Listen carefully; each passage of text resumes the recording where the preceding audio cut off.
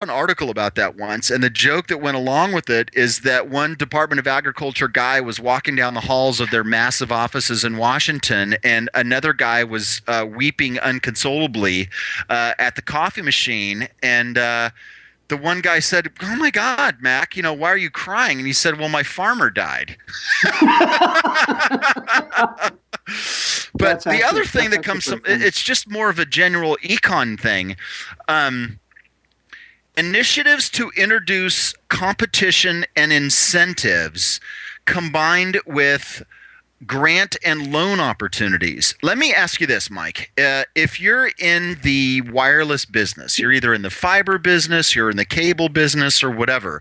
Right. If you think you can make a dollar, would you not pursue that opportunity? And if you've not yet pursued that opportunity, what kinds of things, and I want you just to think about this, what kind of things would the government have to do to spur private investment in an area where right now there's none? Here, a couple The things answer, come to well, No, the go ahead. answer the answer to the first question is obviously yes. The was about the second question. I mean, my initial reaction was get the hell out of the way and let me do my thing. Well, absolutely. The other piece, the things that are going to spur people to invest where they otherwise wouldn't are either going to be an artificial marketplace that didn't exist previously or guaranteed profits that didn't exist previously, or some kind of public-private partnership where the public side is bearing the risk that the private side would consider unacceptable. And And of course, all that always works out well, right? those things always work out well. I mean, that's the only way to do it. I mean, if the government were going to say start an investment program to buy gold, that market is already going. Okay, but There's nothing needed to stimulate demand and incentives and competition within the gold business. listen, I get that. Listen, I get that. But when you say, or anyone says, the government assumes the risk, translate that into who really assumes the risk.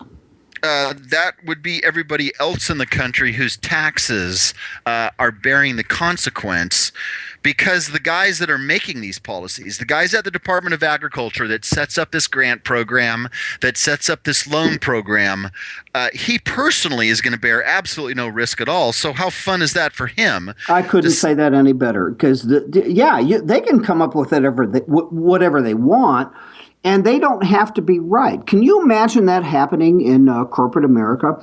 You come up with this great idea, it falters, but the taxpayers will bail you out. Of course, Obama, yeah, come on. Well, what you've just described is the U.S. banking system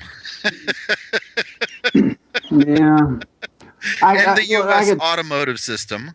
well, yeah, to an extent. Of course, we can. Yeah, okay, but no, God, we could do a whole thing on the banking system sometime. That goes so far back, and the whole FDIC thing and everything else. But yeah, it's. I mean, bottom line, what do you think about this? I think it's absolutely absurd. Everybody that's in one of those areas, hey, would you like to have internet that you know that you currently do not have? Of No, course, they're going to no, love it. no. I know I wouldn't love it, because I'm not paying for it, and why, I'm way too. Anyway, you know what I'm saying. Of course. How can you answer no to that?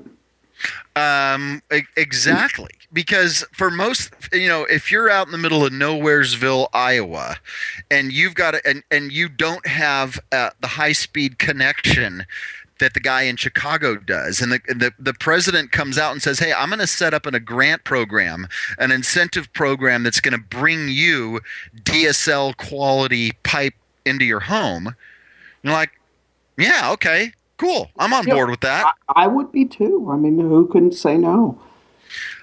You know what, Mike? Here's the thing. It is really, really incredibly hard to not be very cynical about this kind of thing, man.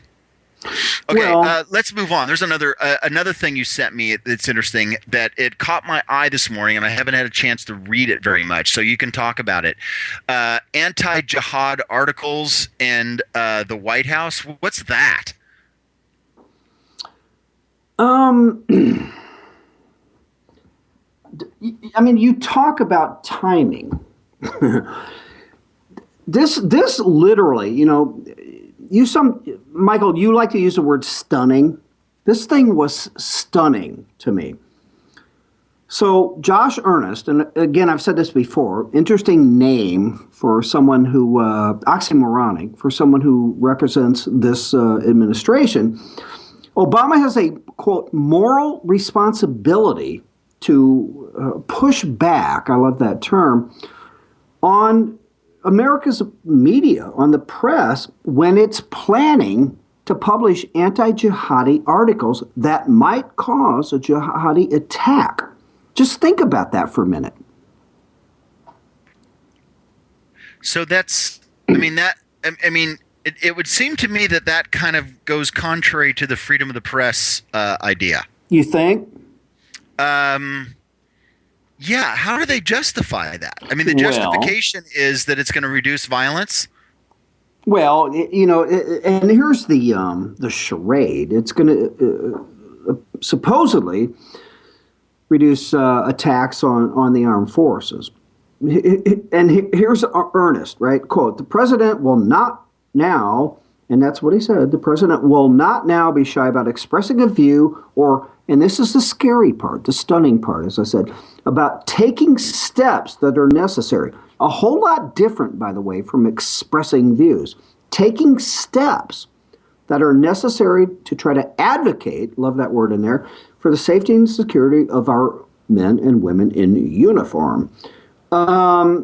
Whenever journalists' work may provoke jihadist attacks. Now, just think about this in the context of Charlie Hebdo and everything that just happened.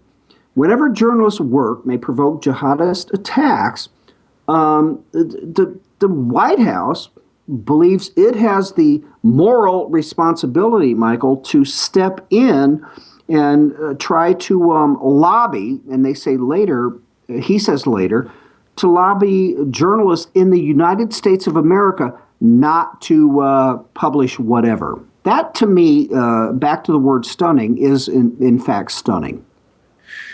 Yeah, and I noticed that further down in this article here in the Daily Caller, which of course we'll put up on our blog, it's to protect our military. That's part of it.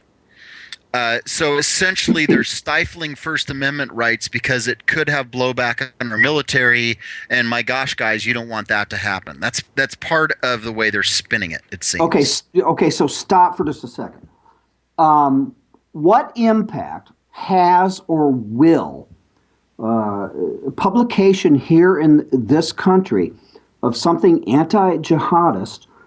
What impact will that have on however many? Obama keeps moving the target. I mean, in fact, in both the fight against ISIS and in Afghanistan, in the last couple of months, he has continued to increase the amount of forces in the fight against ISIS. He has adjusted upward the number of American forces that will remain in Afghanistan. What impact does a publication here in this country have on what happens in the Mideast with our military there whenever they encounter the Islamists? My answer is zero. No, zero. And what it is, I mean, I go to the second to the last paragraph. Reading from this.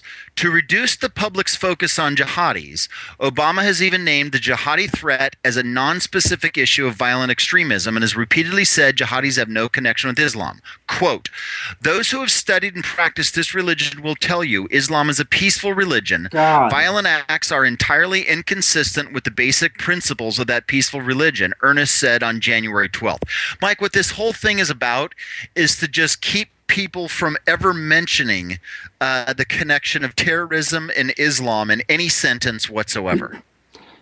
You're exactly right. And who would have thought, as I used to say, who would have thunk that in 2014, 15 now, America, we would be talking about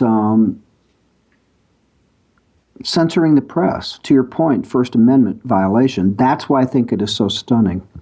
You know, the irony of this going on at the exact same time that, as Phyllis pointed out, Je suis Charlie, which is pushing back exactly against this type of thing. Exactly. No, you're exactly right. And the justification, I mean, you know me, I'm pretty blunt. I don't want to say they're lying, but to put this whole thing on, we have a moral responsibility to protect our military, our brave forces against additional attacks is complete crap. It is complete crap. And I just, listen, we go back. You and I have talked about this before. We've probably both written about it. I know I have. But you go back to the Benghazi thing, when they couldn't wait, they being the regime, couldn't wait to round up the producer of that obscure anti-Muslim YouTube video because this is who they are. And it's a very scary thing to me. I mean, it really is. And, of course, he'll be gone. And by January 2017, but I just it blows my mind that we're actually that Ernest can come out and say this stuff, and the entire country, regardless of political bent, is not up in arms about this. It's as if they're saying, "Je suis Charlie, maybe, but shh, shh." Please be quiet about it. Well, and the hypocrisy about it. I mean, we should have sent someone, Ernest said, of higher, the president himself would have liked to have been there as it relates to the march. But then they being the regime, turns right around and says, well, in effect, we're going to censor anyone that does the same thing.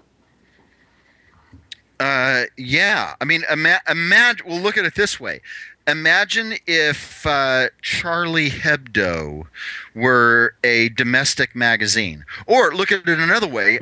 Remember that article that Caleb was talking about yesterday in Cracked, the fake Mad magazine cover? Yeah, yeah. Basically, the administration is coming out, and with this statement here, the administration is coming out and saying, yeah, that type of stuff is not acceptable. And the rationale is completely ridiculous to me. I can't.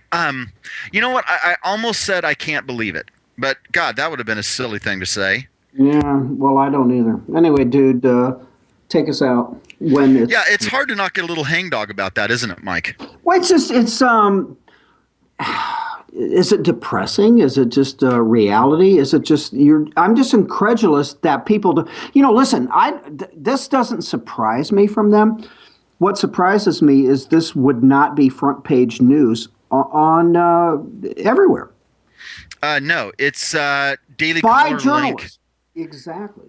Right. I mean, I don't know how many times it's been shared, but not billions of times.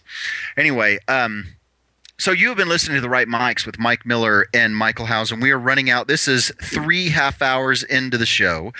We've got another 30 minutes left. We've got another handful of topics to talk about. And we're going to try to do something a little less hangdog about our administration. What do you think, Mike? I think that's probably a good idea. You think we should do something, more perky? Perhaps that would be a good idea. This is Michael Hausen for Mike Miller and The Right Mics. We'll be back right after the break. Thank you so much for listening, and we will talk to you in just a minute or two.